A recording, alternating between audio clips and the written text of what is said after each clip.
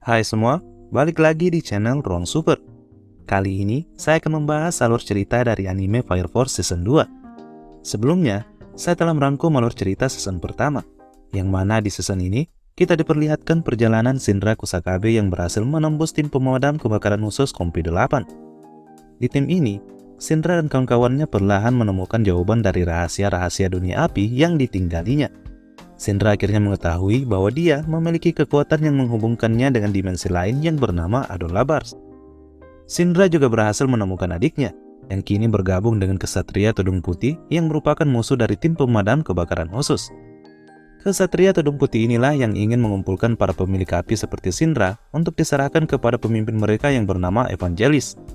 Evangelis sendiri memiliki tujuan untuk menjadikan bumi sebagai matahari kedua jika pemilik api seperti Shinra berhasil dikumpulkan.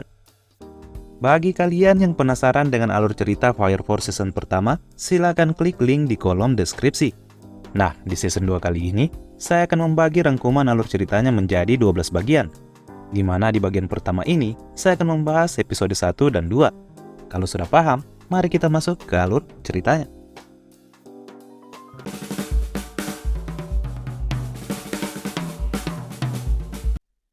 Cerita diawali dengan penampakan anggota tim 8 Makioze yang ingin memakai dress wanita feminim seperti Iris dan Tamaki. Namun karena dia terlalu berotot, Maki pun memupuskan keinginannya tersebut karena malah kelihatan sangar. Shinra bersama Maki, Iris, dan Tamaki kala itu sedang hunting pakaian untuk wakil komandan mereka, Letnan Takehisa Hinawa. Yang mana, menurut Maki, pakaian yang dikenakan Letnan Hinawa akhir-akhir ini terlalu kuno. Mereka pun datang ke sebuah toko. Namun saat mereka berempat asik memilah baju, tiba-tiba mereka dikejutkan dengan kemunculan manusia api yang kini berukuran raksasa. Shinra langsung menuju ke lokasi itu untuk menghentikan teror manusia api tersebut. Namun serangan api generasi ketiganya dengan mudah dimentahkan oleh manusia api itu. Shinra seakan tak berdaya menghadapinya, dan ketika dia hendak dimusnahkan, Arthur datang menolongnya. Kedatangan Arthur bersamaan dengan tim Kompi 8. Di sini, Victor Lee sebagai ilmuwan dan Vulcan sebagai teknisi juga muncul. Kapten Obi dan Hinawa kemudian mengambil kendali. Namun sama seperti Shinra, mereka tak bisa mengalahkan manusia api tersebut. Victor dan Vulcan berhasil menemukan kelemahan monster itu di mana kelemahannya berasal dari inti api yang ada di 5 titik di tubuhnya. Inti api itu berada di kedua kaki dan tangan serta di dada monster yang menjadi inti utamanya. Kapten Obi kemudian membagi tugas untuk menghancurkan inti itu. Hinawa, Maki, dan Tamaki akan menghancurkan inti di tangan. Lalu Obi dan Arthur akan menghancurkan inti di kakinya. Sementara Shinra akan menghancurkan inti utama dengan kekuatan api generasi ketiganya. Pembagian tugas ini membuat tim Kompi 8 berhasil mengalahkan monster ganas tersebut. Hinawa dan Maki menunjukkan keahliannya. Begitupun Obi dan Arthur.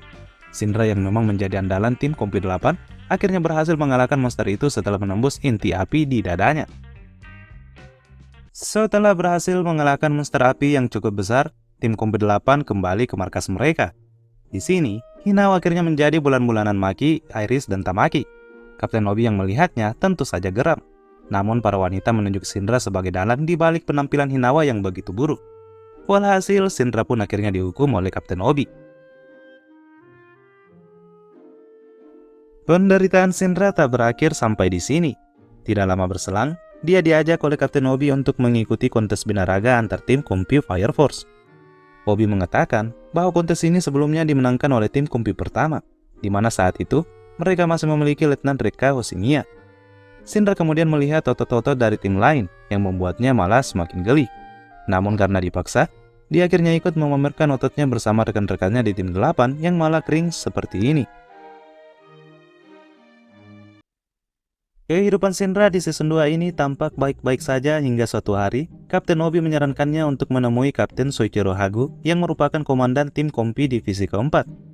Kapten Hagu merupakan sosok yang terlihat di dunia Adola ketika Shinra bertarung melawan adiknya Sokusakabe di season pertama kemarin. Obi yakin bahwa Hagu pasti mengetahui rahasia di balik dunia Adola seperti yang selalu menghantui Shinra. Shinra kemudian menuju markas Kompi 4 ditemani Asako yang merupakan cucu dari Kapten Hagu. Setibanya di sana, Shinra kemudian bertemu dengan mantan pelatih dan rekannya saat menimba ilmu di Akademi Pemadam Kebakaran. Mereka adalah Letnan Pan, yang merupakan instruktur Shinra. Pan merupakan pengendali api generasi ketiga sama seperti Shinra. Selain Letnan Pan, Shinra juga bertemu dengan Karin yang merupakan saingannya di akademi dulu. Sahabat Shinra yang bernama Ogun Montgomery juga ada di kompi ini. Ogun mencoba melindungi Shinra dari kecaman anggota tim kompi 4 setelah dia membanting Karin. Mereka kemudian lanjut menemui Kapten Hagu di ruangannya. Ternyata kedatangan Shinra sudah ditunggu oleh Kapten Hagu. Shinra kemudian terkejut tatkala Kapten Hagu malah memintanya untuk membakar dirinya. Hagu ternyata terobsesi dengan api Shinra karena dia ingin kembali melihat dunia Adola yang sebelumnya pernah ia rasakan. Ya, Kapten Hagu pernah merasakan dunia Adola ketika bencana api menghancurkan dunia. Itulah mengapa Kapten Hagu memiliki stigma di wajahnya berupa luka cakar. Mendengar permintaan Hagu, tiba-tiba Shinra terhubung ke dunia Adola, di mana dia berinteraksi dengan suara wanita. Wanita itu menyuruh Shinra membakar Kapten Hagu secepat mungkin. Namun, tiba-tiba Shinra kembali tersadar.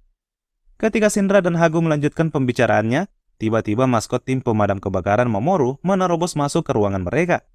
Ternyata yang ada di dalam maskot itu ialah Karin, yang seperti sudah dikendalikan oleh orang lain. Tiba-tiba wanita yang tadi berbicara dengan Shinra di dunia Adola muncul kembali dan mulai menghasut Shinra untuk menyingkirkan mereka. Kesadaran Shinra kemudian buyar dan dia jatuh dalam kendali wanita yang berambut pirang tersebut. Ternyata Karin yang datang sebelumnya dikendalikan oleh Haomeya, si pilar yang juga merupakan pelayan utama Evangelis. Dari kejauhan, Haomeya melihat sosok wanita di dunia Adola yang mengendalikan Shinra. Ya, wanita itu ternyata pilar pertama yang merupakan perwujudan entitas Amaterasu, energi api yang kini digunakan manusia di universe Fire Force ini.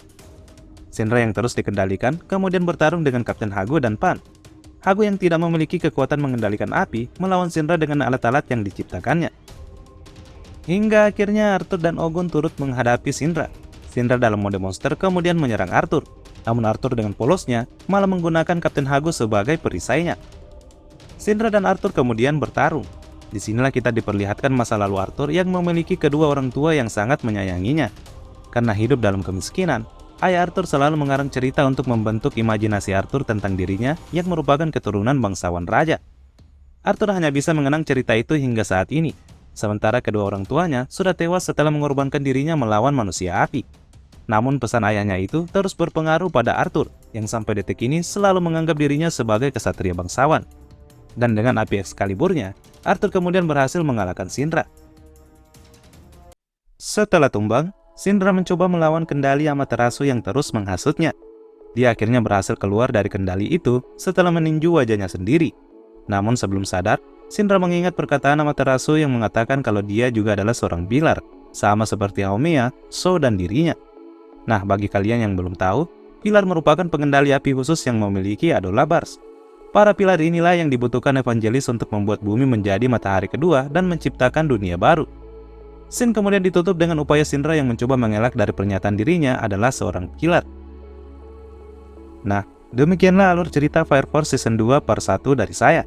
Selanjutnya, saya akan membahas part 2-nya secepat mungkin. Sampai jumpa di video selanjutnya.